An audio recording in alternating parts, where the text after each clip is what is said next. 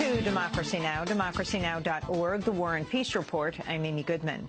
The United States has launched strikes against Islamic State militants in Syria. According to the Pentagon, the United States fired 47 Tomahawk missiles from warships as well as airstrikes from fighters, bombers, and drones.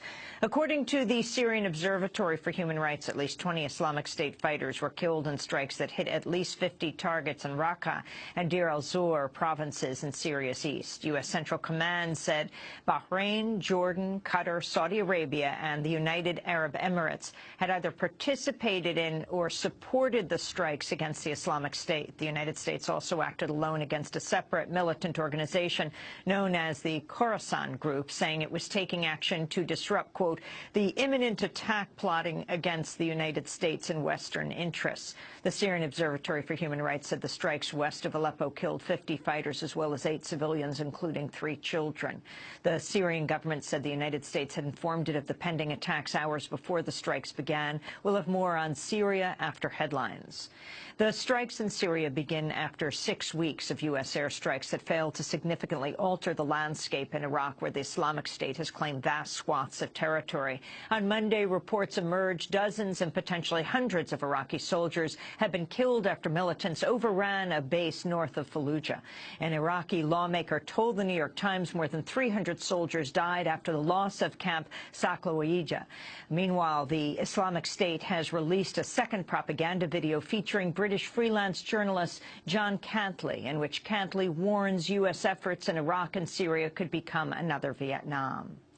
The French government has confirmed one of its citizens is being held hostage in Algeria by a group that claims ties to the Islamic State.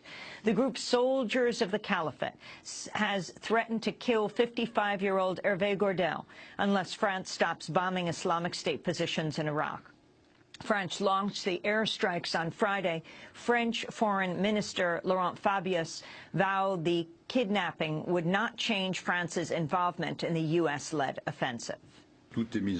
Everything is being done in close cooperation with the Algerian authorities to obtain the release of our compatriot, but we must not hide the fact that the situation is extremely critical. France's attitude remains the same. We intend to do the maximum needed to free the hostages, and more specifically this hostage. But one terrorist group cannot influence France's position. Here in New York, one day after the largest climate march in history, thousands marched on Wall Street Monday to highlight the role of corporations and capitalism in fueling climate change. At a protest dubbed Flood Wall Street, people sat down in the streets just blocks from the stock exchange. They remained for more than 8 hours until the police deployed tear gas and began arresting more than 100 people. The action came ahead of today's United Nations Climate Summit, where leaders from 25 nations will discuss an international agreement to cap record emissions of greenhouse gases. We'll have more on the protests in today's summit later in the broadcast. The heirs of Standard Oil tycoon John D. Rockefeller have formally announced plans to purge their $860 million foundation of fossil fuel investments. At a news conference Monday, Stephen Heinz of the Rockefeller Brothers Fund explained why Rockefeller's heirs were moved to join the growing movement to divest.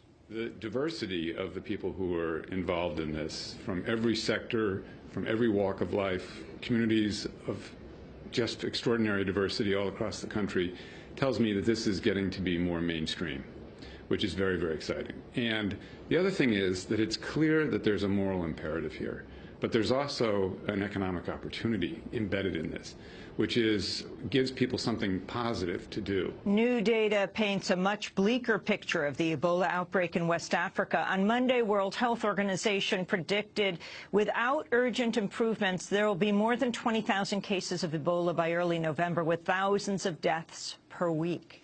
Ebola is at risk of taking root and becoming endemic in West Africa. World Health Organization Strategy Director Christopher Dye said Ebola is nowhere near under control. One of the key messages that we want to get across is that we are now in the third explosive phase of growth of the epidemic. This is exponential increase, with hundreds going into thousands of cases per week.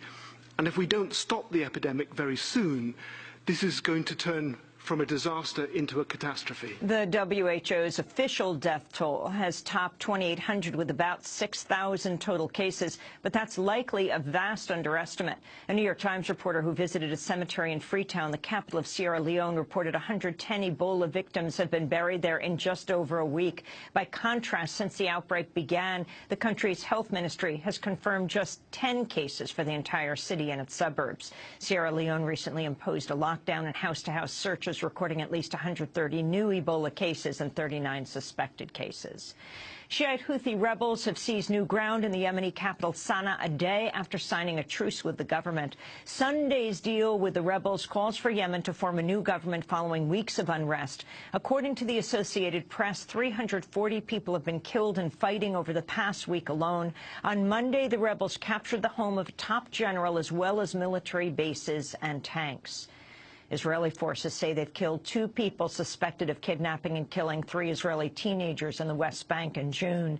The teens' disappearance prompted an Israeli raid in the West Bank and its ensuing assault on Gaza, which killed more than 2,100 Palestinians, most of them civilian. Israel originally blamed Hamas for the kidnappings, but later acknowledged Hamas leaders played no role. Today, the Israeli military said it killed the 2 suspects in an exchange of fire in Hebron. The Obama administration's unveiled new rules to combat corporate tax inversions, where companies move overseas to dodge U.S. taxes. Companies like Burger King, Medtronic, and the drug maker AbbVie have announced plans to relocate after buying foreign firms. Critics say the rules announced Monday by Treasury Secretary Jack Lew are not enough to end the practice without involvement from Congress. And the Obama administration's increasing the U.S. nuclear arsenal despite President Obama's public championing of disarmament. When Obama won the Nobel Peace Prize in 2008, the Nobel Committee cited his steps toward reducing nuclear stocks around the world.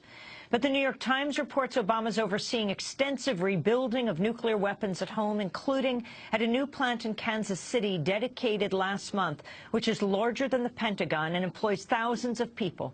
According to a recent federal study, the U.S. is poised to spend up to $1.1 trillion over the next 3 decades on modernizing nuclear weapons. And those are some of the headlines. This is Democracy Now!, democracynow.org, The War and Peace Report. I'm Amy Goodman. And I'm Aaron Mate. Welcome to our listeners and viewers around the country and around the world.